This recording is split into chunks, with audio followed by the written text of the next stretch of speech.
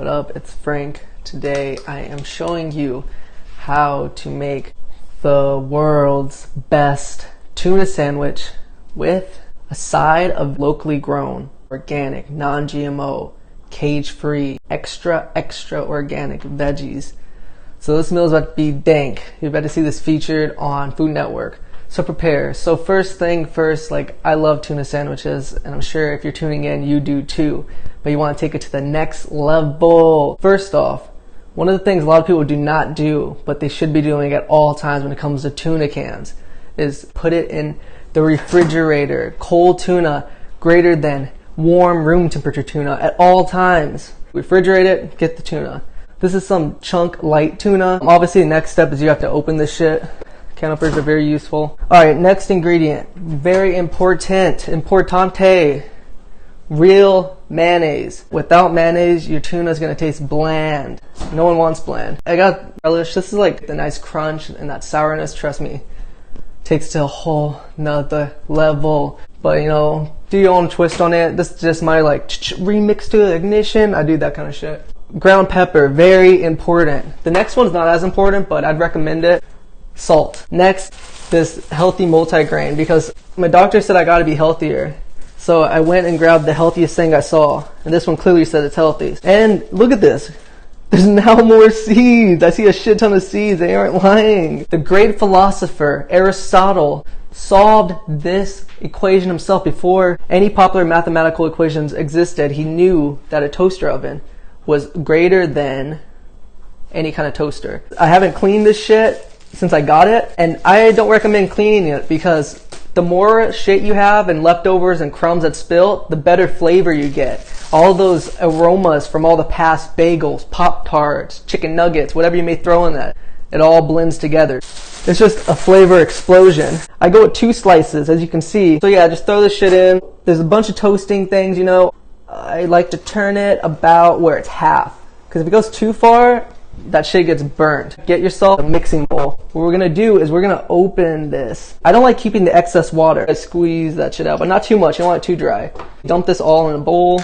Next step. This step's very important because once again, this is the best ingredient.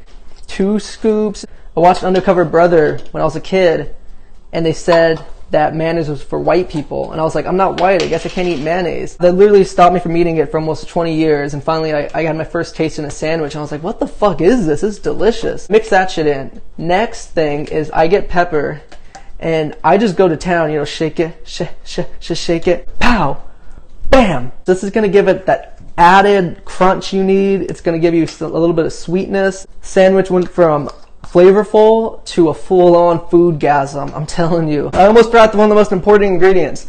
Thank you, Iris Virus. You just saved my life. Should I do the red cock or should I do the Tapatio? That was a trick question. Always go with Tapatio. It's the best hot sauce. Alright, putting hot sauce in the tuna. What's Saishi? Is that a Dragon Ball Z character? So now we got the tuna ready. Let that boy cook. This is cooking right now. You're gonna need a plate. I prefer paper plates because I hate doing dishes. You put a little butter. So what we're gonna do is take these things out, but be careful, don't burn yourself. I don't put gloves on, so I'm living life dangerously right now, but I wouldn't recommend it if you're a klutz. Get a little bit of this butter. Put this shit on, like so. Oh, that gooey goodness. Yabba dabba doo. Just spread in it. Just get a nice even coat. Putting the tuna on the bread. You want to spread a lot of this shit all over. Oh, fuck. It should start already giving you a foodgasm. Your mouth should be salivating. I gotta show you the important step, which is the cut. So people try to cut straight across. They try to do halves. Halves is okay. But the best way for every taste being amazing is to cut it diagonally. Fun fact about this, King James the 14th used to enjoy tuna sandwiches on Sundays. Now look at this. Oh, why don't you look at that? Alright, here we go. See how this tastes. The best tuna sandwich in the world. Possibly the galaxy, but I'm not sure. I haven't explored those galaxies. Hold on, we them boys. That was amazing. Alright, next we gotta make a side dish because I gotta fit in vegetables when I can. Vegetables wise, you can go to different stores depending on how you feel. You wanna go cheap, sometimes I go to Walmart, sometimes I wanna get a little classier, I go to Target. Other times I feel in hipster, I go to Trader Joe's, or if I just want to feel like I'm better than everyone, I go to Whole Foods. But this one, I go to a farmer's market, even better, to get this locally grown, free roaming, extra organic, non-GMO, cage-free vegetables. Okay, so you need a microwavable safe bowl. This is important to have in your apartment or home at all times. Fun fact, my favorite beer to shotgun is a Natty Ice. Get day drunk. Get kicked out. I'm going straight out the tap.